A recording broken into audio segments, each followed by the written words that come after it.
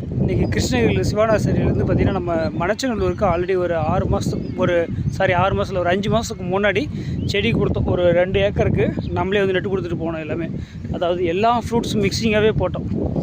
சப்போட்டா, மா, கொய்யா எல்லாமே போட்டோம். பாருங்கள் சப்போட்டாலாம் பாருங்கள் எவ்வளோ அழகாக கலர் சூப்பராக இருக்குது பார்த்திங்களா. எல்லாமே வந்து காய் வந்து இருக்குது, பழப்படுக்கிற ஸ்டேஜில் இருக்குது காய். எவ்வளோ அழகாக அப்படியே ரெட்டிஸாக இருக்குது பாருங்கள். அப்படியே வெயிலுக்கு காற்றடிக்கிறதுக்கும் ரெட்டிஸாக இருக்குது பழம். சூப்பரான காய் இது எல்லாமே.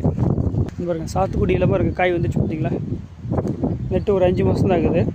சாத்துக்குடியில் சூப்பராக வச்சுக்க பாருங்கள் காய். சின்ன செடி தான், சின்ன செடி நல்லாவே இருக்குது பாருங்கள் காய். இதுவில் பாருங்கள் அது தைவான் பிங்க்கு கோவா கொடுத்தோம். இது பாருங்கள் கிட்டத்தட்ட ஒரு 100 காய்க்கு மேலே இருக்கும், அவ்வளோ காய் இருக்குது. ஸோ இதெல்லாமே நெட்டு பார்த்திங்கன்னா ஒரு 5 மந்த்து தான் ஆகுது. எவ்வளோ காய் இருக்குது பாருங்களேன். சின்ன செடி தான், எவ்வளோ தெரியுதுங்களா பாருங்கள். அப்படி பஞ்சு பஞ்சாக இருக்குது பாருங்கள் காய். அப்படியே காற்றுக்கு அலையுது காய்.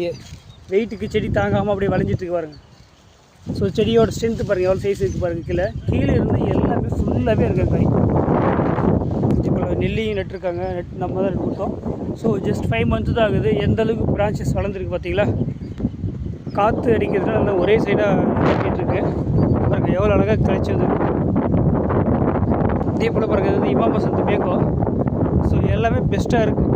அதிக காற்று, அதாவது திருச்சி மணச்சநல்லூர் பக்கத்தில் பார்த்தீங்கன்னா ஓவர் காற்று அடிக்கிறதுனால எல்லாத்துக்குமே சவுக்கு கும்பை போட்டு ஸ்டாங்கு கட்டி வச்சுருக்காங்க. பாரு சார் நாவல் செடியை பார்த்துங்க. இதுவும் வந்து பார்த்திங்கன்னா 50 kg கவரில் தான் நம்ம உங்களுக்கு கொடுத்த 1 இயர் பிளான்ட்டு. பாருங்கள் பழம் பாருங்கள். ஒரே வருஷத்தில் காய் வந்து அதாவது நட்டு நம்ம 4 மாதம் தான். இப்போ சீசனில் பழம் காற்று அடிக்கிறதுனால சரியாக தெரியல. பாருங்கள் பாருங்கள் பழம் வந்து பறிச்சிருக்கோம். பறித்து சாப்பிடுது.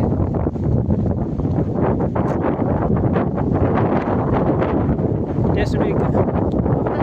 சதையாக அதிகமாக இருக்குதுல்ல. ஓகே சூப்பராக இருக்கு பாருங்க. 1 இயர் தான் ஆகுது. நிறைய பேர் கேட்பாங்க எப்போ காய் வரும்ன்ட்டு. இங்கே பாருங்கள் இதெல்லாம் பழம் அறுத்து காம்பு தெரியுதுங்களா. பாருங்க காயே காட்டுற பாருங்க. ஏங்க காம்பு பார்க்குறீங்க? சூப்பராக இருக்குது பாருங்கள். ஸோ 1 இயர் பிளான்ட்டு தான். ஆக்சுவலாக அது நாங்கள் கொடுத்தது வந்து 1.5 வருஷ பிளான்ட்டு. நட்டு ஒரு 6 மந்த்லேயே உங்களுக்கு வந்து 5 மந்த்லேயே உங்களுக்கு இப்போ சீசனில் காய் வைக்க ஆரம்பிச்சிருச்சு. அதே போல் இது வந்து ரெட் சப்போட்டா. இது இன்னும் காய் வரல. இன்னும் 1 இயர் ஆகும் காய் வரத்துக்கு. இது வந்து வாட்டர் ஆப்பிள். இது இன்னும் காய் வர ஆரம்பிக்கல. இதுவும் வாட்டர் ஆப்பிள் தான். பெரிய தென்னை மரம் கொடுத்தோம். பெரிய தென்னை மரத்தை அப்படியே காட்டியிருக்கேன். இதே போல் பாருங்கள் பகவான் மாதத்துலேயே எவ்வளோ காய் இருக்குது பாருங்கள். இதெல்லாமே 50 kg கவரை தான் கொடுத்துருந்தாங்க. எவ்வளோ காய் இருக்குது பார்த்தீங்களா. ஃபுல்லாகவே இருக்குது காய்.